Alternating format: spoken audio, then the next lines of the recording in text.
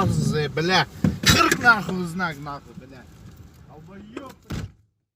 Keçe sağa boştan çıktım uydan çıkıp Karaköl'e jeteyin degende şaşırıp avgan kıldım.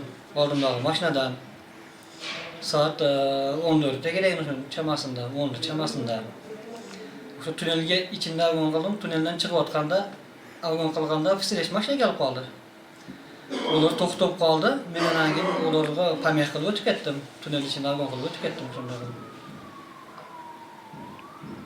Şunda boldu neler. Karaköl'e jeteyin degende men Bişkekti gözde Gusto'ya ketip attım ne. Boş maşina ketip attım ne. Karaköl'e jet boşuna oldu. Okumanmış, okumanmış. Bu olur. Şu kılganızı mizamda dep oylaysiz. Çok mizanlı emasmen, şu turan emasmen, o'sha şaşıp kaldım, şaşılıp bitmedi. Sebeplerge göre şaşılıp Sivyazga çıkam dep ne yapam. Şaşılıp kaldım.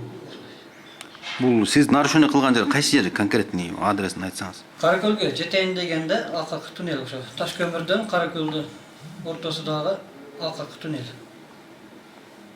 Kaç kilometre ekan?